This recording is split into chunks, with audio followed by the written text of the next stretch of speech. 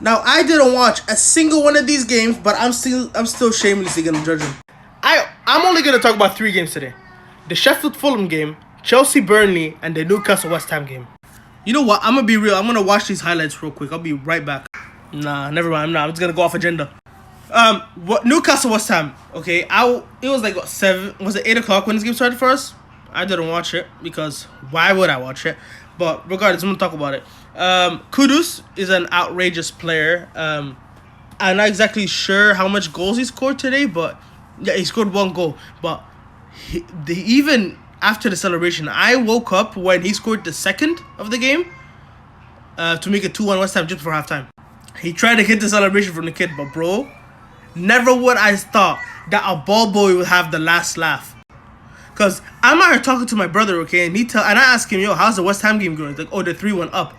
The second he says that they're 3-1 up, I get a notification for OneFootball saying Newcastle turn it around.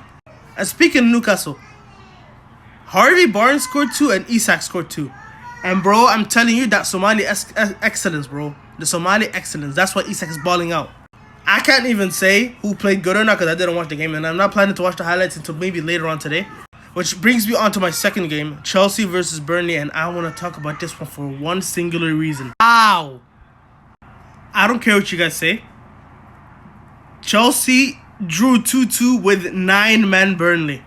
Now, I know only 1 player got sent off, but the agenda says 2 because Company got sent off. That's like another player to them. And the chat I was getting from Chelsea players, that Disasi goal should have stood, but it doesn't even matter because that penalty was never a red card. So, at the end of the day, what do we learn? Do not gas your players to the levels that this man brought them.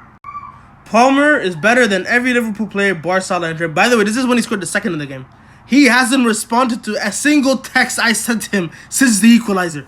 And I'm telling you, the second this guy responds, he'll catch it. And I'm going to be quick with this one. Fulham 3, Sheffield 3. Can someone explain to me how this happened? I made a video last week talking about how Fulham is the only team I see us dropping points against, maybe United. But when I tell you guys, Fulham, Marco Silva, bipolar haram ball is real. This is what I meant by it. These brothers, they had us playing for our lives. We beat them barely in 2 games at Anfield. They drew with us at Kieran Cottage in the cup. They beat United at Old Trafford. They took 4 points off of Arsenal. They took, they beat Spurs 3-0 last week. And it comes this week, they can't beat Sheffield United. How? How are you telling me these guys were 3-1 up? Sheffield were 3-1 up. Fulham pulled it back 2-2. You see? They like to turn it on when they want. It's not something they can control. It's bipolar. Hopefully the Man United have something cooking up for me later on today. Brentford, I'm telling you, Marco Silva. Thomas Frank, please cook it up.